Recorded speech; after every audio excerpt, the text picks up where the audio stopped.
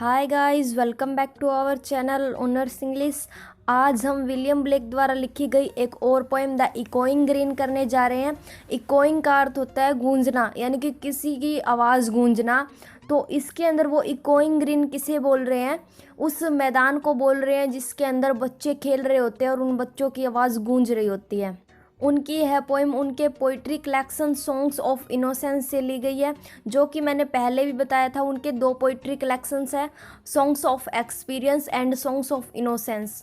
जैसा कि मैंने आपको बताया कि यह सॉन्ग्स ऑफ इनोसेंस से ली गई है।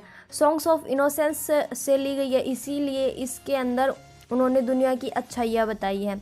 जो उन्होंने दुनिया में अच्छाई देखी, यानी कि जो उन्होंने इकोइंग ग्रीन में सीन देखा, वो बता रहे हैं।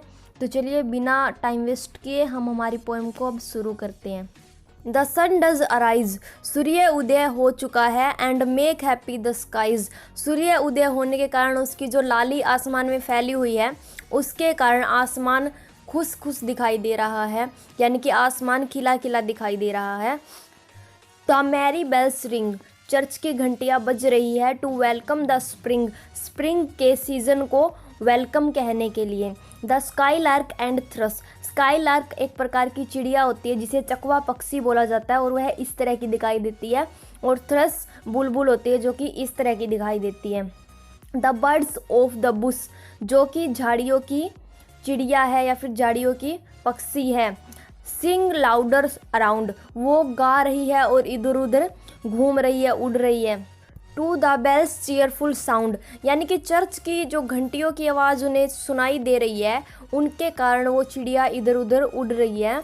वाहिल our sports shall be seen on the echoing green, और उस दौरान हम बैठकर स्पोर्ट्स देख रहे हैं, यानी कि खेल देख रहे हैं इकोइंग ग्रीन पर, यानी कि गूंजते हुए घास के मैदान पर जहाँ बच्चे खेल रहे हैं। Old John with white hair, यानी कि कोई बूढ़ा आदमी है जिसके बाल सफ़ेद हो चुके हैं, जिसका नाम जॉन है। डज लाफ अवे केयर, वो अपनी सारी टेंशन्स को भुलाकर उनका गेम देखकर हंस रहा है। सिटिंग अंडर द ओक, वो ओक ट्री के नीचे बैठा हुआ है। अमोंग द ओल्ड फ्लोक, यानी कि उसके आसपास कुछ और बूढ़े लोग भी बैठे हुए हैं। They laugh at our play, वो हमारे खेल को देखकर हंस रहे हैं। एंड सून दे आल से, और जल्द ही वो जो सारे लोग हैं उन्होंने कहा, सच सच वर द जॉयज, कि ऐसा ही मज़ा हमें भी आता था। When we all girls and boys, जब हम भी लड़के लड़कियां हुआ करते थे।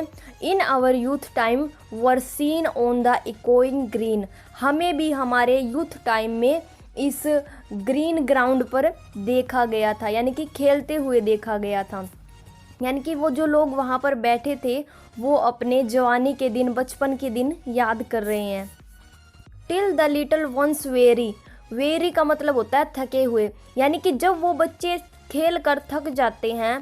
नो मोर कैन बी मेरी, तो वो और ज़्यादा नहीं खेल सकते। The sun does be descend, और उसके बाद जो सूरज है वो भी ढल जाता है। And our sports have an end, और हमारा जो ये खेल इकोइंग ग्रीन पर चल रहा होता है ये बंद हो जाता है। Round the laps of their mothers many sister and brothers, यानी कि कई भाई बहन अपने खेल को ख़त्म करके अपनी माँ की गोद में सर रखकर सो जाते हैं। Like birds in their nest are ready for rest, जैसे छोटे बर्ड्स अपने घोंसले में आराम करने के लिए जाते हैं, और वैसे ही वो जो छोटे बच्चे हैं वो अपनी माँ के पास उसकी गोद में सर रखकर आराम करने जाते हैं। And sports no more seen on the darkening green, और उसके बाद जो खेल है वो और उस काली ग्रीन घास पर नहीं देखा जा सकता, क्योंकि दिन में तो वहाँ पर बच्चे खेल रहे होते हैं, लेकिन रात में वहाँ पर डार्कनेस होती है, शांति होती है, जिसके कारण वहाँ पर कोई गेम नहीं खेलता, तो वहाँ पर गेम नहीं देखा जा सकता रात को। और इन्हीं लाइनों के साथ हमारी आज की पोएम कंप्लीट होती है। बहुत जल्द मिलेंगे एक नए टॉपिक के साथ।